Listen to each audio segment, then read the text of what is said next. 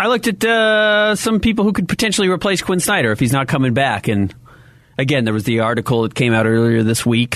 What was it, Tuesday? I think officially it came out that Quin Snyder and the Jazz remain undecided on what their future is going to be. The Jazz want him back. They have an offer on the table for an extension. It seems like that is if you want to come back, you have to sign this extension. It's not exactly what we know, but he has 1 year left on his deal. Then he has an option for himself. I suspect the Jazz want to know, hey, is this it? Are you coming back for 3 years, 4 years, or are you done? Are you going to want to go to San Antonio? Or are you going to want to see if Philadelphia opens up in a year? What are you seriously hoping your next couple of years looks like? So I just went through and looked at some of the names that could potentially step up and replace Quin Snyder. If the Jazz figure out this summer they have to do it, and there's going to be a lot of options. It's a huge question for the Jazz, and I guess it probably depends on what you think this team is going to look like. If you're trading Rudy Gobert and Donovan Mitchell, you probably want one type of coach. If you're keeping both of them, you want a different type of coach. If you're trading one to the other, you probably want a mixture of the two. You don't want necessarily an old coach who's trying to put you to a championship who has a bunch of experience. But if you're holding on to Donovan Mitchell, you don't want to saddle him with a new coach who's going to make mistakes and has to learn on the job, and Donovan Mitchell has to waste the next 2 or 3 years hoping that coach gets it right. That can be really difficult to do. Okay, so it's complicated. I'm curious what you would think, because I look at Ime Udoka, and I'll get to some of these names that I mentioned here and run through the resume. I've got thoughts for sure. So you look at, the new head coach, the guy who's never done it before, the young face, the familiar face, the veteran head coach who's won before and maybe just needs a change of scenery, or can you go pie in the sky? Can you try and go and get the big name? So I'll just go with the familiar faces first, and we can talk about who these people are and their names that every Jazz fan knows. Alex Jensen's the most obvious one. He's kind of Quin's lead assistant right now. He's been with the Jazz since the Tyrone Corbin era. He's interviewed for head coaching jobs. It seems like at some point someone's probably going to give him an opportunity. Okay. People who know him really like him. He's been the key development coach for Rudy Gobert. You take that for what it's worth. But we should recognize that Rudy Gobert's improvement from when he got into the league to where he is now is significant. And Alex Jensen has a huge role in that. As you point out, going from late first round to Hall of Famer is pretty difficult. Pretty good. Johnny Bryant, former Jazz assistant, now an assistant for the New York Knicks under Tom Thibodeau. They had that really great first year. I thought he would get some more head coaching opportunities and interviews because he's technically the associate head coach with the Knicks. Young, has great relationships with players across the league, including Paul Millsap, Donovan Mitchell, and Damian Lillard. Not that you care about Paul Millsap anymore, but that was kind of his break in. He started working with guys independently, helped him develop shots, helped him get better on the floor, and all three of those guys are all-stars. He clearly has an ability to appeal to other players, especially high-level players. And I think learning under Tom Thibodeau, say what you will about Tibbs, he's still pretty respected across the league. Okay, can I pause you for 1 second? Please do. We can get onto the rest of this, and of course you can read at KSLSports.com. Would encourage you to do so. I would just eliminate all of those candidates already. That's not happening. A little bit with you. Yeah, I mean, if you're going to move away from Quin Snyder, you're moving away from Quin Snyder. Correct. So I don't think I think all three of those are fine coaches. Don't get me wrong. Alex Jensen is a staple of the community since he was in high school. Yep. I don't think his qualifications matter. I think if you're moving on from Quin Snyder, you're moving on from Quin Snyder. I think you're shaking it up. Yep. And Danny Ainge has no affiliation to any of these people. Correct. The one name I would potentially say of that list that is realistic, but I put him on there because I think they could all get interviews, is Johnny Bryant. Because he's left, because he's a Tibbs guy now, and Danny Ainge had Tibbs as Doc Rivers' assistant, I believe, when they were winning titles with Kevin Garnett, Paul Pierce, and Ray Allen. I think Tibbs was on the bench there, which was how he ended up. He was their defensive guru, which is how he ended up getting head coaching jobs elsewhere. So you have now his lead assistant in Johnny Bryant. He's young. Half the league has black coaches now. I think there are a lot of reasons why, and a lot of players are requiring that. Not requiring it, but preferring it. And the Jazz have one of the least diverse coaching staffs and front offices in the NBA right now. Certainly one of the least diverse front offices. So adding more diversity, not just for the sake of diversity, but because they're incredibly good at their jobs, like Johnny Bryant is, would make him, I think, a somewhat ideal candidate, and does know the state, and does know Donovan Mitchell. So if you're making a move to trade Rudy Gobert in order to build around Donovan Mitchell, and you wanted to bring in a coach that you think could benefit him as well, that has some chops, that knows how the team works, that knows the culture, I think of those three, I would put Johnny Bryant way at the top.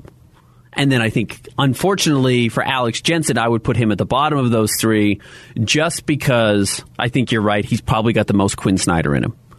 But he's extremely qualified to be a head coach in the future, and I think he will get a job. And I actually think Igor Kokoshkov will get another job as well. All right. So I think all three of those guys will have head coaching jobs at some point in the next 5 years. Okay. Former head coaches that we could look at for the Utah Jazz, names that have been thrown around that are interviewing elsewhere. Here's the thing. Neither of them might be available by the time the Jazz are making a hire. If Quinn decides in the next week or two, this isn't for me anymore. Terry Stotts, former Portland Trailblazers head coach, also coached in Milwaukee, coached in Atlanta for a little while. His resume in Portland is good. They made the playoffs 7 of his 9 seasons, I think, that he was in Portland. Maybe it was 8 of the 9 seasons. I think it was 8 of the 9 seasons. Had a winning record 7 of the 9 seasons, 500 or better. But he only made it out of the first round of the playoffs 3 times in those 8 trips to the playoffs. Including a conference final. Including a conference final, though, 2 years ago. He did. And that's farther than, the Jazz have gone with Quin Snyder. And I would say he probably did it with a less talented team. But he had a lot of first-round exits. That was kind of his MO. I love Stotts. I'm immensely qualified. He would be a great hire for whatever franchise got him. He checks a lot of boxes in the sense that he's won with playoff teams. He's developed young teams. He's worked with star players. He's worked with star players in small markets. He's an offensive guru. That's what Portland did best. They were a bad defensive team usually when he was there. But they had Damian Lillard as their best player, and you're going to be a bad defensive team when your best player is a bad defensive player. The Jazz are learning that with Donovan Mitchell as well. There's some similarities there. But is that going to fix your problem? Could Terry Stotts, if you gave him enough defensive pieces around Damian Lillard, Donovan Mitchell, fix those issues? I don't know if he can. He may not be the defensive mind. He'd be a pretty safe shakeup, though. You're replacing a good coach with a good coach. Yes. I mean, Terry Stotts was a top 10 coach. It's not reckless. I mean, honestly, and may pay off for him, but going from Rick Carlisle to Jason Kidd is a pretty radical shakeup. Yeah. And it seemed to work out at least year 1. Yeah, sure. But Stotts would be a pretty safe bet shakeup kind of move. You're not going to get significantly worse because Terry Stotts doesn't know what he's doing. Absolutely not. He doesn't coach poorly coached teams. Right. And he doesn't create drama. Like Portland, everyone seemed to get along with each other. Yep. There were a lot of major issues in the front office. Disasters in the front office and a death. But you know what? As long as Terry Stotts was there, you didn't really hear about it. Right. Which is probably a good thing. Yep. Because he's he's a steady ship. I don't think you could harshly criticize that hire if he were the guy. Here's a name I really like, but I think he probably gets a job in the next couple of weeks. Kenny Atkinson. Kenny Atkinson was in Brooklyn. He took over some of those terrible teams that had traded away all their draft picks for Kevin Garnett and Paul Pierce. They had no talent on the roster. And they were winning 25 games. Like they were tanking, but they weren't tanking because they didn't have any picks to reward themselves. So he took a team over 3 seasons. I think they went like 22-60 his first year, 25 and 57 his second year, or whatever the numbers would be. And then his third year in Brooklyn with no stars, I think other than Spencer Dinwiddie, ended up winning 42 games. I think they just barely missed the playoffs in the East, if I'm correct on that team. But in 3 seasons, he took a team with no direction, no talent, no flexibility, and turned them into a winning roster. And they were one of the more enjoyable teams to watch. They were exciting. He stepped down midway through his 4th year, got out of the way for Jacques Vaughn because it was clear he wasn't going to come back the next season. And since then has gone on to coach under Tyronn Lue in Los Angeles with the Clippers, and this year is on a finals team with Steve Kerr and the Golden State Warriors. And you know what? Tyronn Lue and Steve Kerr are generally regarded as probably 2 of the top 5 coaches in the NBA right now. So can I give you a theory on Kenny for a second here? Because it does surprise me he's gone this long without getting another gig. But did you ever watch the... Sorry, I won't get too lengthy on this. Did you ever watch the TV show News Radio? Of course. Jimmy James comes into Dave's office and says, Dave, you have to hand out raises to the entire staff, but one member of the staff gets the big raise and one member of the staff gets no raise. And they called that the shaft. So one member of the staff gets the shaft. Yeah.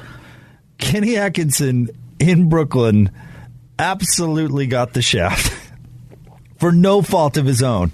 I mean, all he did was coach his butt off with the hand that he was dealt. And you broke that down very nicely, which wasn't a real rosy hand, and he just coached his butt off. Yep. And then for no fault of his own, Brooklyn goes out and signs all these stars. And, well, let me put it this way. The writing was on the wall with Kenny that that's not the direction they were going to go, and it had nothing to do with him and his coaching ability. Does that make sense? Yep. Like, all of a sudden, he became a bad fit for what they were doing. Which he would have got the shaft. Really funny had they hired a guy like Terry Stotts or an experienced coach and said, we need someone who can handle Kevin Durant and Kyrie Irving. And instead they went with Steve Nash. Yes. So they would have been better off with Jacques Vaughn, who took over temporarily when Kenny Atkinson resigned. Right. So Kenny was not the coach that they wanted for that team. Whether they were right or wrong, he wasn't it. It wasn't his fault. If Bozo the Clown were coaching and they moved him aside, we wouldn't be having this guy. It was like what happened to Stan Van Gundy in Miami. Point being, I bet he did not enjoy the shaft. And so I think he's probably picking his job. I wonder if the Jazz job did come open, if he wouldn't be attracted to a guy like him because it's a low drama. Yeah. You're not going to get the shaft in Utah, at least not after year 3 or whatever. I mean, it's just not what this franchise does. You're usually set up to win. The franchise is usually trying to win. You're never really going to get thrown under the bus. All these things that, from no fault of his own, happened to him there in Brooklyn. So that's an interesting one to me. Long story short.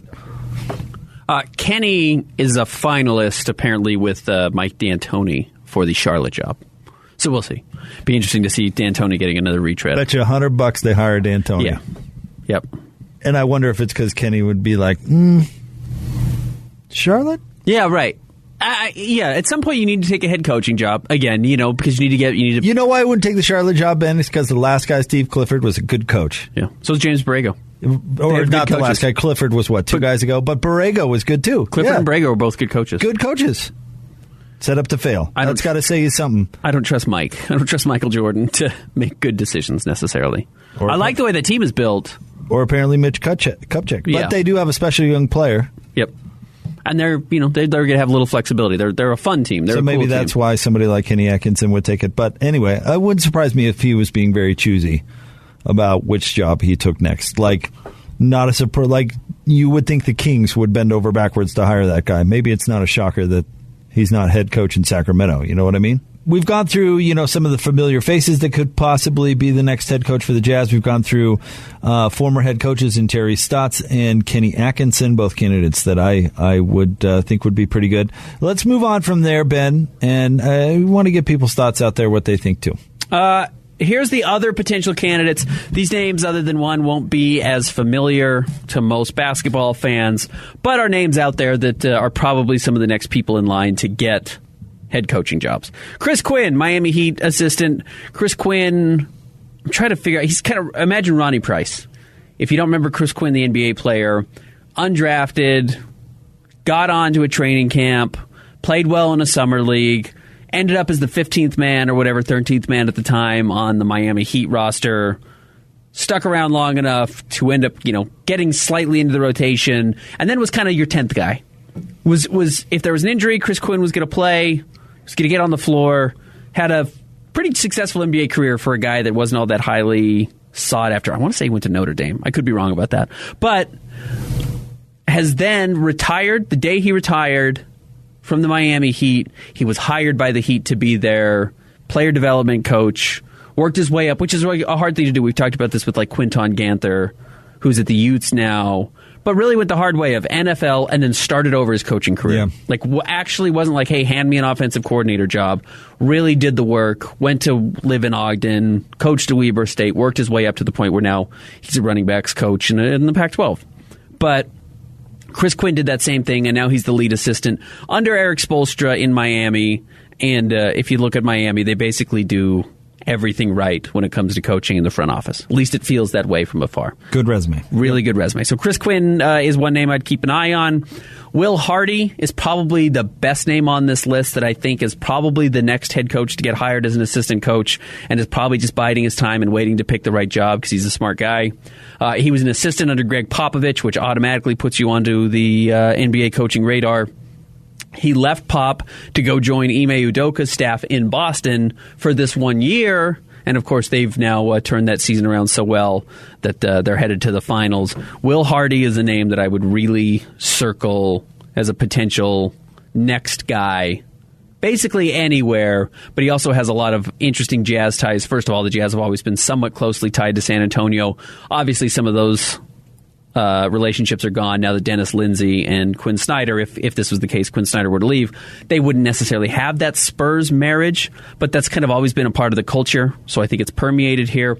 And then Danny Ainge has clearly not fully divorced himself from the Boston Celtics. He goes to the games. He sits courtside at games. I suspect we'll see him at a finals game coming up here because he was the architect of that team. So even though he didn't hire Ime Udoka, he can talk to everyone, including his son, who still works for the Celtics organization, and say, hey, tell me about Will Hardy. Tell me about him as an assistant coach. What does he do well? Do you think he can be a head coach? He can get all that info with good inside sourced info, and he's a top assistant on a finals team, which is a very popular way to hire your next coach. So Will Hardy is a name I would really circle if I'm a Jazz fan.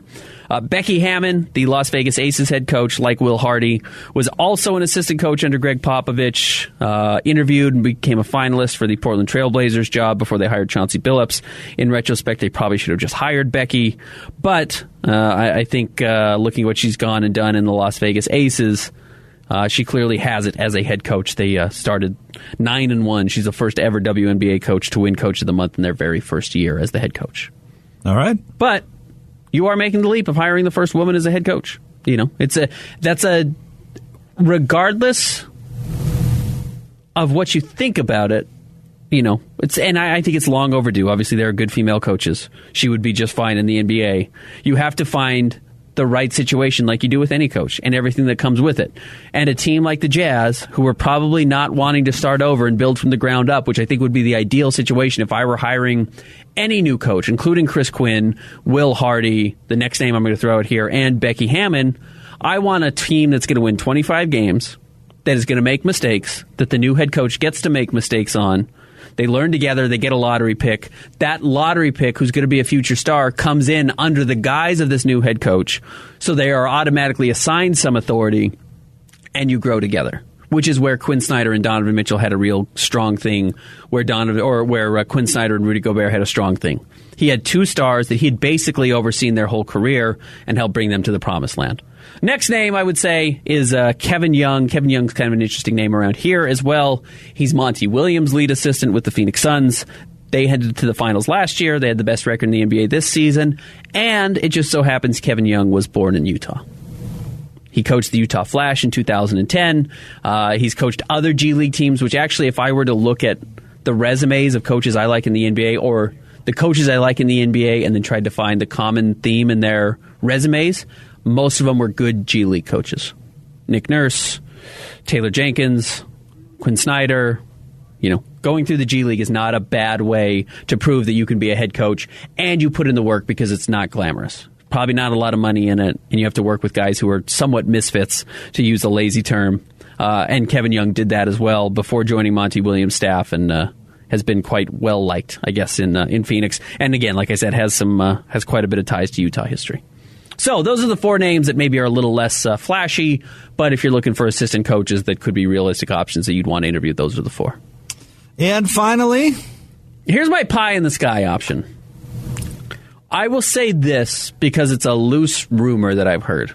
There's some belief in Miami that this marriage might come to an end. But it might be hard to say that, or maybe that's changed a little bit. You're talking about Eric Spoelstra. Since the conference finals. I've heard there's some theory that Eric Spoelstra, I don't know if it's the Jimmy Butler stuff, that they got into a fight late in the year. Maybe Eric Spoelstra's desire to stay in Miami as the second longest coach in the NBA may not be there anymore, or could be potentially shaken. Just what I've heard. And the connections, Dwayne Wade, He's talked about Dwayne Wade in Utah. So does Danny Ainge have that kind of pull where he can go and call and say, hey, guys, I've won titles. I know you're in Miami and you're working for Pat Riley. I mean, Pat Riley's probably the biggest pull of any front office member in the NBA right now. But if Spo was looking for a change of scenery, wanted to try something different, the Jimmy Butler thing really kind of rattled his desire to be in Miami, and obviously they're going to stick with Jimmy, it sounds like, this offseason. If he says, yeah, you can do that with somebody else, why not call Eric Spoelstra, see if you can offer him all the money on the moon, have him build his staff, give him some control over the team as well, and then go with that desire. Go with a guy like that. That's the absolute, if you could hit a grand slam, if you could pick your coach, it would be Eric Spoelstra. And I didn't just say, hey, throw a name out there. There's kind of some thought that maybe he's not cemented into the ground there. All right, I've got some thoughts on it all. I'll get to it coming up next. Stay tuned. It is Jake and Ben. Sorry for just reading the article to you. That wasn't the plan today. But I'm happy to go over these names. I think Jazz fans are interested. We'll get to it next. 97.5 and 1280 The Zone. Listen up, y'all. This is the best dadgum sharpshooting cowgirl in the West. And I'm here talking about target practice, breeding ground for wildfires. Here's how to keep them from spreading. Clear your backdrop of dry grass and rock, and always have water on hand to snuff out pesky sparks. Back where I'm from, them Jones boys kept having shootouts in the dry, grassy field outside of town. They're the reason it's a ghost town. Done been burnt to a crisp. Shoot targets away from dry grass and rock. Use your fire sense. The sports you love, the teams you can't live without. Get a sense of urgency! This is Jake Scott and Ben Anderson on 97.5 1280 The Zone, powered by KSLSports.com.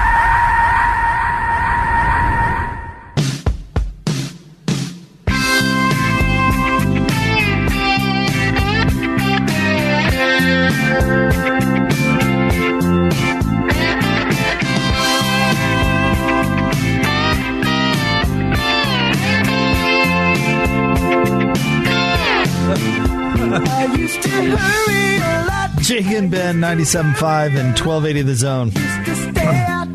What did you say about Kevin, that he had impossible standards, something like that? You can always move the goalpost? Yep. That sucks. Unsatiable. It's the worst. All right, we've gone over Ben's article up at KSLSports.com talking about if Quin Snyder and the Jazz were to part ways, who potentially could be out there as a possible replacement. And I thought you did a very good job laying out what possibly could be out there. Glad you didn't include Jim Boylan, because that was my favorite part of the last coaching search, is when his name kept surfacing, and it was like, listen, the Jazz would never hire Jim Boylan. There must have been something there, because I think he interviewed, right? It was like Lionel Hollins, Jim Boylan, and Quin Snyder. And in retrospect, thank goodness the Jazz hired who they did. I guess, unless you're convinced that you're hiring the best head basketball coach on the planet, why would you ever hire a coach where you automatically start with like an L? You start without any public, yay. You start without the honeymoon period. Because, I mean, if you want to look at it, Ute fans obviously think he's a bozo, and BYU fans likely do too. So you start with the whole, fan base being like, so this guy's going to fail. Well, okay. Why would you ever make that hire? But anyway. Hold on, along those lines. The name I didn't put on this list, but I thought about, was Mark Pope. He wants to be an NBA coach. We know that. I don't suspect he's all that long for BYU. Maybe he is. Maybe he doesn't get an opportunity to move up or move out. But I suspect college coaching is terrible. We know it's terrible. We know it's really hard. He played in the NBA. He's got NBA roots. I think ideally he would be an NBA coach if he could. And look, he's got his people in place now. The guys who wanted him at BYU are now running the Jazz, owning the Jazz. And I get that connection there. I think that would be a bad hire if I were making the decision, because, I mean, to steal Michael Jordan's phrase, Ute fans go to Jazz games too. Yeah. Speaking of starting off behind the eight ball. Sure. Isn't a portion of the fan base, I don't know, you're more in tune with this than I am, already grumpy about Danny Ainge? Yes, a big group. Right. And I've talked to the makeup of the audience at the games now is a little bit different than it was before. maybe catering to a different high-level clientele. Sure. I don't know. The smarter people can talk about that more. But anyway, I don't think you make that hire. If it were me, I certainly would not do that. But I also don't think Ryan Smith would do it. And here's my opinion with you. Everything Ryan Smith has done so far has been swing for the fences. Hiring Dwayne Wade. Yep. Hiring Danny Ainge. Right. Regardless of what you feel about Danny Ainge, that's a big swing to land for a front office gig. It almost feels like one of those answers to the sports radio questions of like, who could be the next BYU head coach? And everybody goes, Andy Reid. Yeah. Right. You know, I feel like if we threw it out 10 years ago, like, who should be the next Jazz GM? People would be like, well, Danny Ainge. Right. And we would immediately dismiss it like, Danny's never going to do that. And they landed him, right? I mean, nobody ever would have thought Dwayne Wade would be part owner of the Utah Jazz. That's madness. Yep. Nailed it. And then look at the partners Ryan Smith put together, too. I mean, we talked about, and dang it, Ben, his name. Mike Cannon-Brooks. From Australia? Yep. Dude's a heavy hitter. Not a heavy, world changer. Like he made the Times 100 most important people list. It seems to me that Ryan has taken a swing for the fence type of approach to all of this, and I love what you said about Spo, and I'm glad you included it. And maybe that is a pipe dream, but that's the exact type of aggressive move I think that Ryan Smith has shown himself to be eager to do, which is a complete departure from how the Millers did things. And there's more than one right way to do things, certainly. But the Millers, I mean, just think about the owners for a second. Larry was a scrappy car guy that got in early on the NBA and really benefited from it. But that was his mentality, kind of this, I'm fighting in this world where it didn't come all overnight, right? He had to leverage himself significantly, take a bunch of risks. And not that Ryan didn't either, but I do think it's a little bit different in some ways. But Larry ran the Jazz kind of like a old school car guy. For sure. And really think about Jerry Sloan. That was actually a leap because he did not have a good stretch with the Bulls. I don't want to say Jerry was damaged goods, but a little bit. He was, yeah.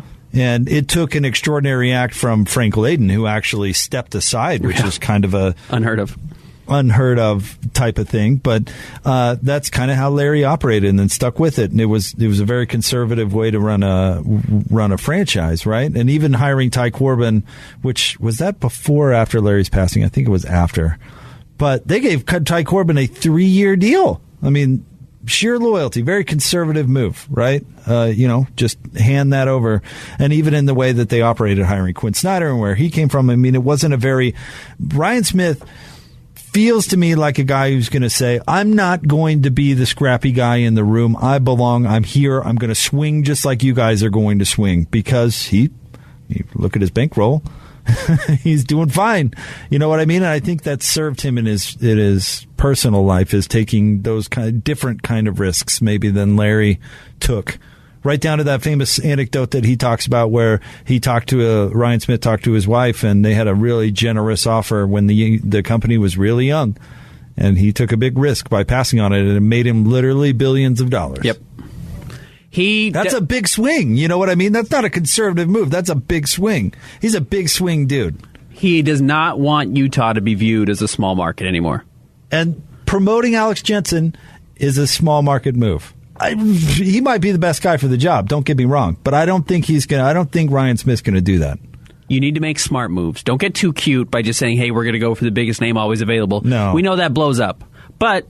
I think Danny Ainge is a smart move. I think bringing in Dwayne Wade's a smart move. I think there are both are smart. Bringing in Dwayne Wade is brilliant. Yeah, I think those were good moves so far. Those aren't just, hey, let me throw my money around and show how flashy I can be. There are stupid people who do that. There are a lot of high wealth morons out there. I do not think Ryan Smith is a high wealth moron. He gets a lot of money. I don't think I've seen him do anything that I would necessarily say is stupid. So I think that's a good sign so far. And you're right. If the Jazz do lose Quin Snyder, I don't think he's going small town, let's bring in the cute name. I think he's going to swing for the fences. I think so, too. And Spo would fit that. I mean, I think Kenny Atkinson would be a great hire. So If you want me to break it down a little bit further on the list, I think Kenny would be a home run. I love Terry Stotts. By the way, I found out we were talking about Spo's contract yesterday and what it is. He has a base of $3 million, and he gets $120,000 for every additional win every season. So $3 million he gets just for getting out of bed. And then, you win 50 games, you win another, whatever that is, $6 million. So he's making about $9 million a year. So he's doing fine. But yeah, you go throw 12 at him. That's how you get a guy. And then you give him some control. Like there's ways to get coaches if you want to pry him away. So I think that's what he's going to do. Big swing. Big swing. Whether you land him or not is a different story.